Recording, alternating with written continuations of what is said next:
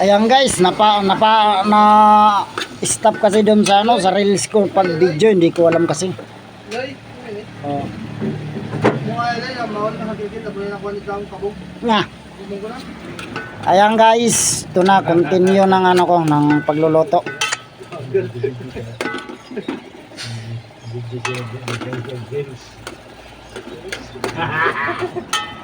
Ayan guys, paano lang muna natin yan ha,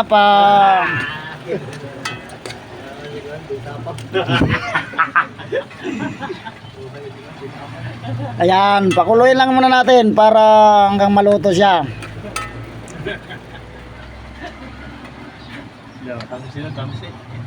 Di man tinira ni mo dida? Oo. Para Wala na kabugos. Dito tagi daw lakloy, marasa ba? Lupa. Dida, ni manugat. Dira hunter ka, no? Nga, tsamba lang. Na matamsi. Tok mo doon. Ayan guys. Pulalakin. Maya-maya konti guys, pag ano na siya, pag pwede na siyang ano, kung halimbawa luto na, saka natin ilagay yung gata natin. Ayan yung gata natin. Oh. Tumok. Yung gata ng niyog. Hindi gata, tumok. Yan, maya-maya lang guys ha. Huwag kayong mainit kasi mamaya. Ayan. Ganyan lang. Simple lang pagluluto niyan. Mga ano lang, pang probinsyang lutuan. Probinsyang recipe. Kumbaga pang ano lang, pang... Lagyan pa natin yan guys ang asin ha. Asin. Asin. Pakita mo yung natira yung magmumukbang niya, magmumukbang. Pero sa dati, uupos ako 2,000. Ha? Muli na nga na, kaya dito para kulong ko sa kumpit. Kumakain ganyan ito sa lako. Ton. Nangalakal nga ni. Alpo, sigal pa galin. Makain ako 2,000. Ato pa si Aldrin. Daw gato niyan. Ayan guys, maya-maya lang konti. Takpan muna natin para mas madali siyang maluto. Kasi pag may takip, madali siya talaga maluto kasi mayroong ano, yung pressure ng ano ng init hindi makalabas. Ayan guys.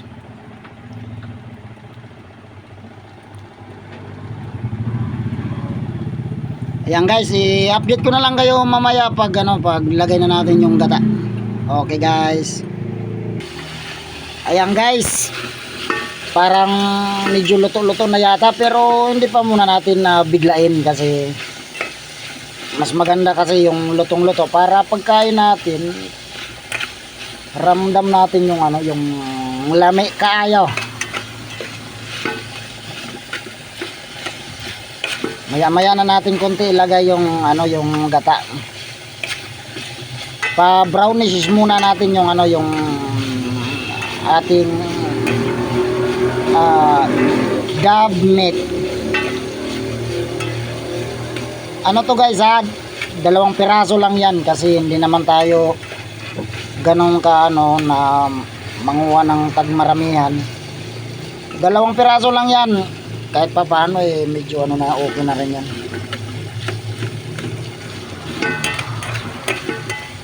Pang ulam lang naman for today, for this lunch break. Ayan.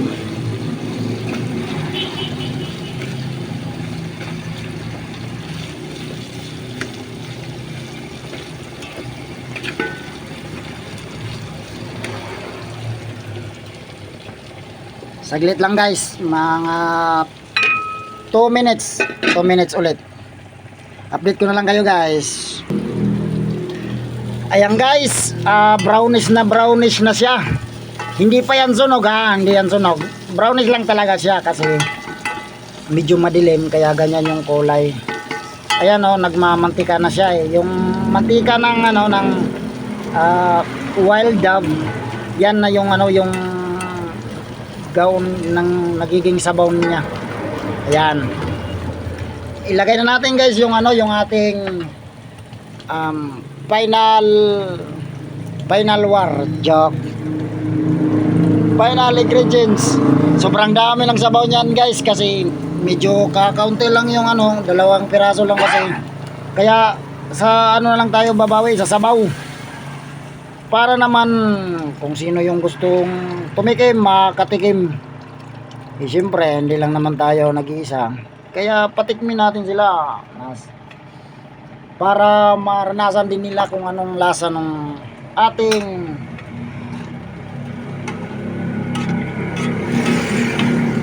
Dove. Wild dove. Ayan. Halo lang natin guys para mas maganda yung ano. Para kung halimbawa mayroon man siyang dumikit sa ano, sa kasirola o maano natin mapa.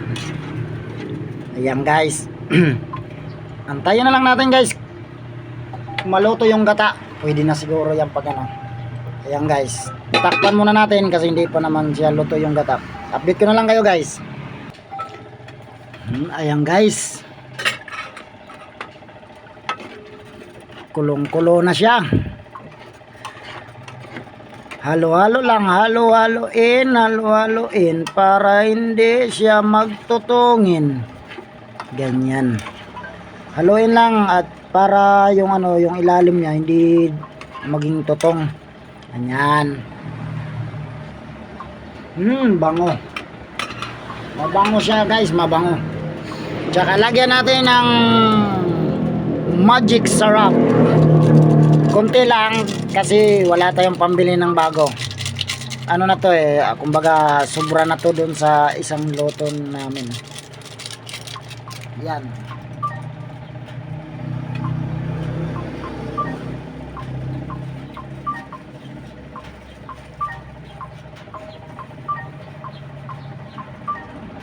Lagyan natin ng asin. Ayan. Konti-konti lang muna guys para masiguro natin na hindi siya maalat. Mahirap naman kasi pag maging maalat yan, wala na. Bagsak agad tayo dyan. Hindi na tayo papasasano natin yan sa culinary art natin. Yan guys. Pakunti-kunti lang muna yung asin natin para hindi maging maalat siya. O, tikman natin ng konti.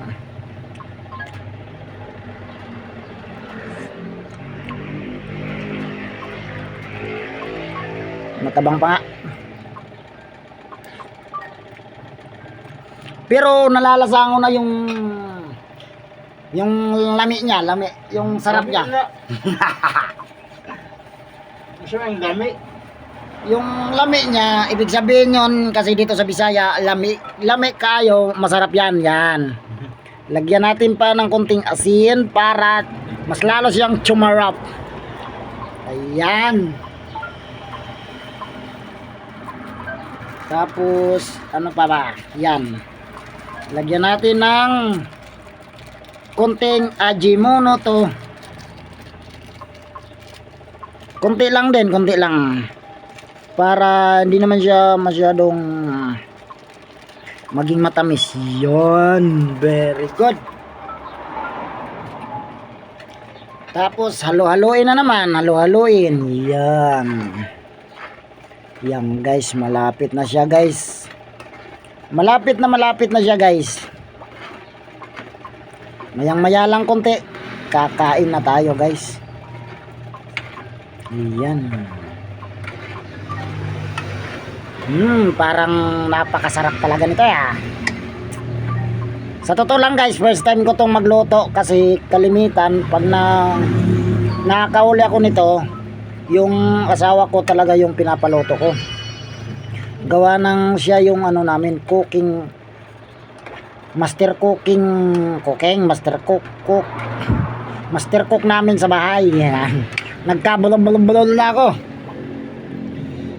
Hirapan ako sa kalisod. Ayan guys. Tikman natin ulit guys para masiguro yung lasa.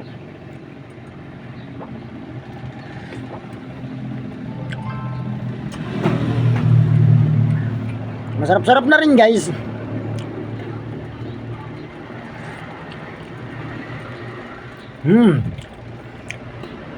Kaya lang guys, medyo mayroong ano guys, mayroong tawag nito guys, yung Medyo may sapal guys. Okay lang yun guys. Okay lang guys.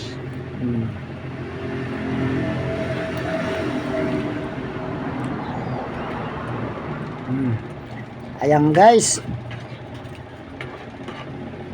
Luto na siguro to guys. Ayan. Aunin na natin guys. Sige guys, update ko lang kayo guys pagkakain na kami. Sige guys. Ayan guys. It's ready na to. Wala na bang isang kutsara guys? Ayan guys, oh. Ha? Ayan. Ayan guys. Kakain na kami guys. Ayan. Ilalagay lang natin dito sa ibabaw ng itaas. Ayan. Oh guys. Ayan guys. Sige guys. Okay. Kain na tayo guys. Oh guys. Wow. Tingnan mo guys. Parang masarap di ba guys? Iwan ko lang pag natikman na. Pero sa tingin ko parang okay naman. Ewan ko lang sa inyo guys. Pero malamang hindi kayo guys masasatisfy kung masarap ba o hindi kasi hindi nyo naman matitikman to guys eh. Inggit lang muna kayo guys ha. Tingin lang muna kayo guys. Actually guys, huwag kayong mainggit guys kasi makakatikim din kayo nito kapag manghuli kayo. Tsaka lutuin din ninyo. Ganyan lang guys. Napakasimple guys. Oops, ayan na guys. Mainit kasi guys eh. Oops, otro guys. Oops, ganyan lang guys. Ayan. Guys. Sige na guys, kaya na tayo guys. Oops, yak guys. Okay guys. O, hanggang dito na lang guys. Kakain na kami. Bye-bye. Thank you for watching. Papalo naman guys. Sana ma-enjoy kayo. Salamat.